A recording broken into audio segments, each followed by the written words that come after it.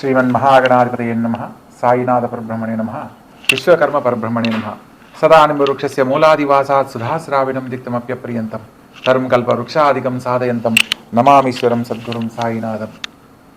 ముఖ్యంగా మనము ప్రస్తుత కాలంలో వివాహ జీవితానికి సంబంధించి జ్యోతిషాస్త్ర రీత్యా ఒక్కొక్క రాశి వారు కొన్ని సందర్భాలలో అనుకోని కళ్యాణ సమస్యలను ఎదుర్కొంటూ ఉన్నారు. కొందరి జీవితాలలో కళ్యాణం కాలేదని ఒక సమస్య అయితే, కొందరి జీవితాలలో కళ్యాణం అయిన తర్వాత సమస్యలతో ఇబ్బంది పడుతున్న వారిని మనం చాలామందిని గమనించాం. అటువంటి సందర్భంలో అసలు ఈ వివాహ జీవితానికి సంబంధించిన సమస్యలు ఏ ఏ గ్రహాల కారణంగా ఎదుర్కోవడం జరుగుతుంది, మనము కళ్యాణానికి సంబంధించి పిల్లలకు సంబంధించి భవిష్యత్తులో వివాహ జీవితానికి సంబంధించిన సమస్యలు రాకుండా ఉండడానికి ఏదైనా పరిహారం ముందుగా చేసుకునే అవకాశం ఉందా లేదా అన్న విషయాన్ని కూడా మనం తెలుసుకోవచ్చా, తెలుసుకునే అవకాశం ఉందా లేదా అనేది కూడా మనం ఇప్పుడు వివరంగా తెలుసుకుందాం. ప్రతి ఒక్క రాసుల వారికి వివాహం అంటేనే మానవ జీవితంలో తల్లిదండ్రుల దగ్గర వారి యొక్క పిల్లలు 25 సంవత్సరాలు ఎంతో గారాభంగా ఒక సెక్యూరిటీగా పిల్లలను పెంచడం జరుగుతుంది. తరువాత ఆడపిల్లలను ఒక జీవిత భాగస్వామికి అప్పగించేటప్పుడు అనేక రకాలుగా వారి యొక్క భవిష్యత్తుకు సంబంధించి పరిశీలించి జాతక పరిశీలన చేసి వివాహం చేయడం జరుగుతుంది. అయినప్పటికీ కొన్ని వివాహం అయిన తర్వాత సమస్యలతో ఇబ్బంది పడుతున్న వారిని మనం చాలామందిని గమనిస్తూ ఉంటాం.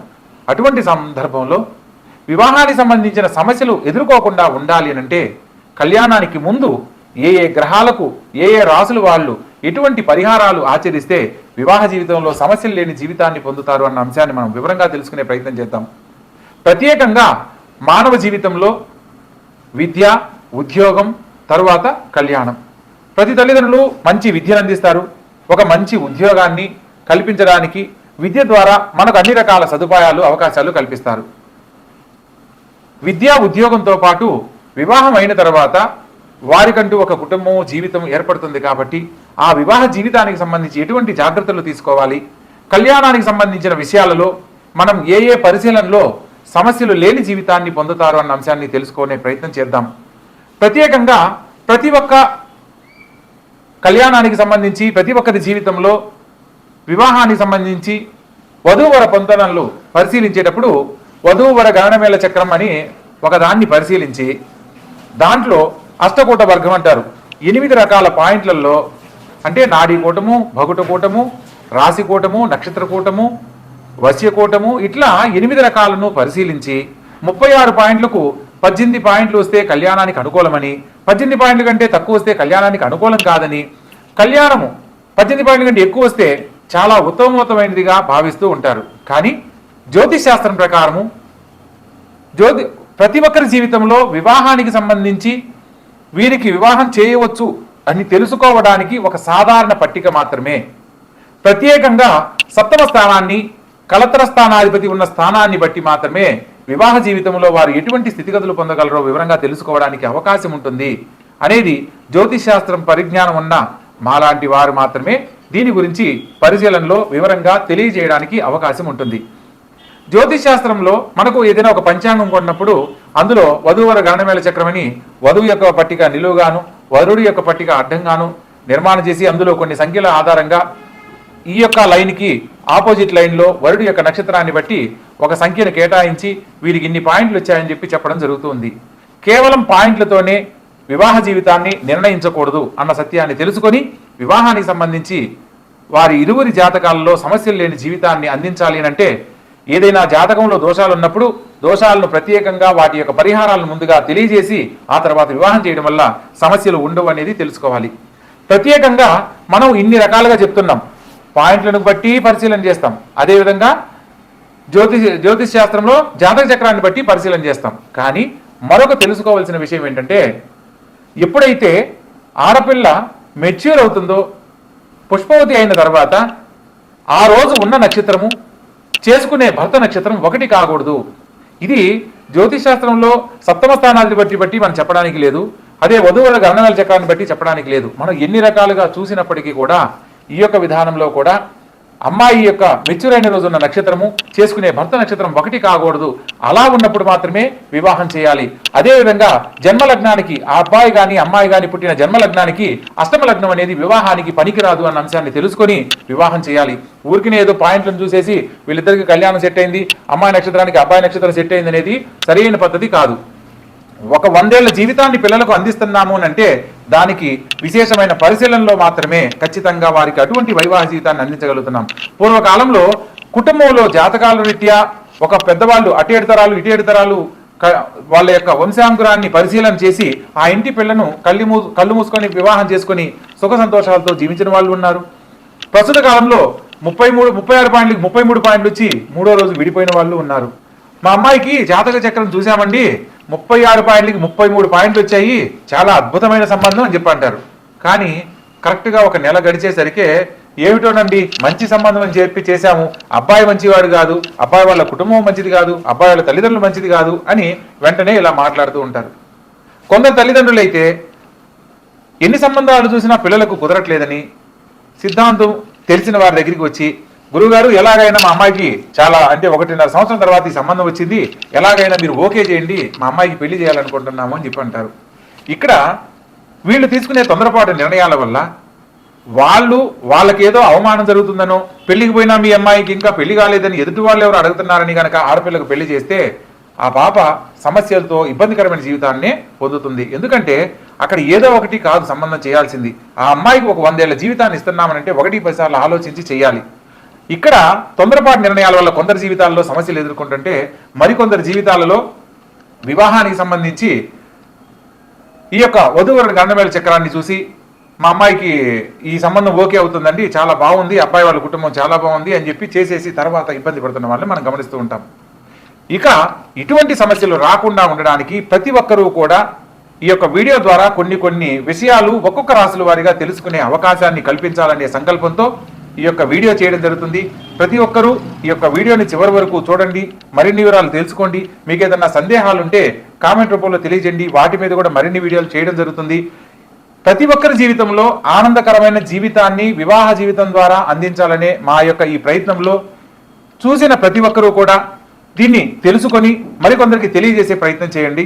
ఇక ఒక్కొక్క రాశుల వారిగా మనం వివరంగా తెలుసుకుందాం.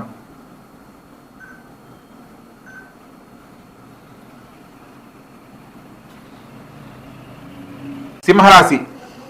ఈ యొక్క సింహరాశి జాతకులు కనుక మనం పరిశీలించినట్లయితే వివాహానికి సంబంధించి వీరి యొక్క జాతకం ప్రకారము సింహరాశికి సూర్య భగవంతుడు అధిపతి. సూర్యుడు పదవీ యోగ్యతకు అధిష్టాన దేవుడు, సంపూర్ణమైన ఆరోగ్యానికి అధిష్టాన దేవుడు, ఆధిపత్యం వహించే గ్రహంగా ఇవన్నీ చెప్పుకుంటాం. ఈ రాశి వారికి అహంకార భావన మరియు ఆకర్షణ మరియు ఆధిపత్య ధోరణి ఎక్కువగా ఉంటాయి. అందువల్ల ఈగో క్లాషెస్ అనమాట, అంటే అవతల వాళ్లకు నేను ఎందుకు తగ్గి ఉండాలి అనే భావన ఎక్కువగా ఉంటుంది. వీలైనంత వరకు సింహరాశి జాతకులకు కానీ వృషభ రాశి జాతకులకు కానీ జాతక రీత్యా ఏ దోషాలు సంపూర్ణంగా వర్తించవు. ఇక్కడ ఈ యొక్క సింహరాశికి అధిపతి అయిన రవి గ్రహం వల్ల సూర్య భగవంతుని ఆరాధించే అంశాలలో జాతక రీత్యా చాలా దోషాలు వీరికి పరిశీలనలో తొలగించబడతాయి. ప్రత్యేకంగా ఎదుటివారు వీరి యొక్క సేవను గుర్తించే విధంగా వీరి యొక్క ప్రవర్తన ఉంటుంది. ముఖ్యంగా వీళ్లను ఎంతమంది ఏ విధంగా గౌరవిస్తారో వారికి అతి సన్నిహితులుగా ఉండడం వీరి యొక్క లక్షణంగా చెప్పవచ్చు.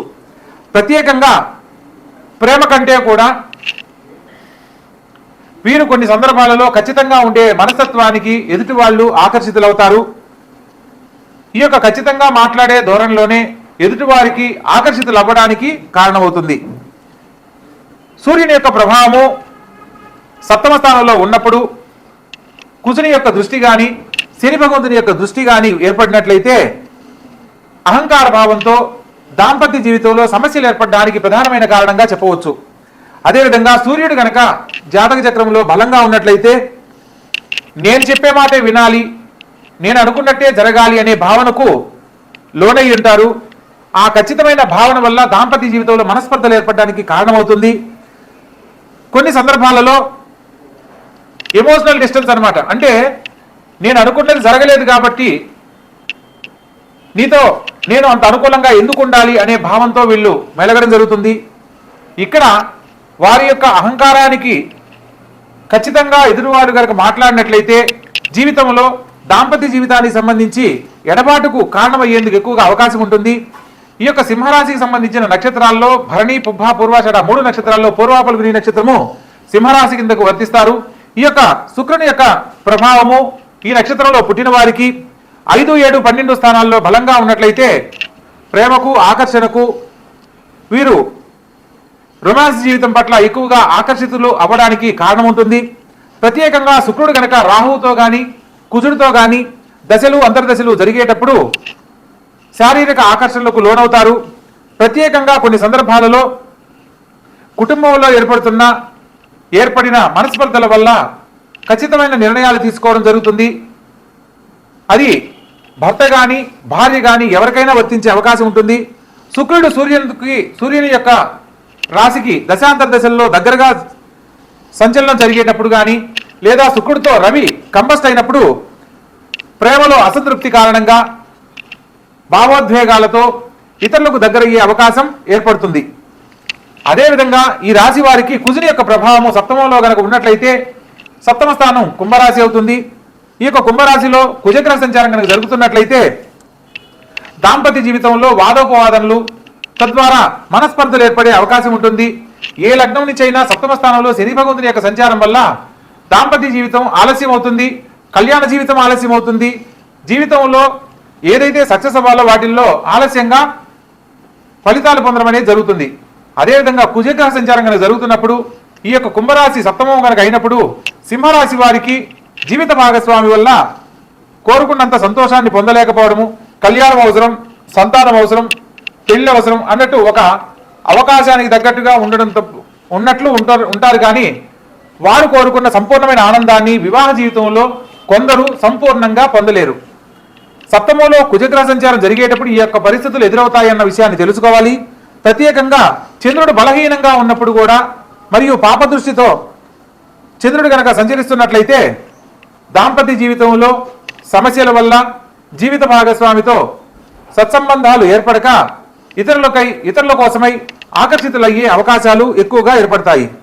ప్రత్యేకంగా శుక్ర మహర్దశలో రాహు అంతర్భుక్తి జరిగేటప్పుడు లేదా రాహు మహర్దశలో శుక్రుడి యొక్క అంతర్భుక్తి జరిగేటప్పుడు, రవి మహర్దశలో శుక్రుని యొక్క దశలు జరిగేటప్పుడు ఈగో క్లాషెస్ ఎక్కువగా ఉంటాయి.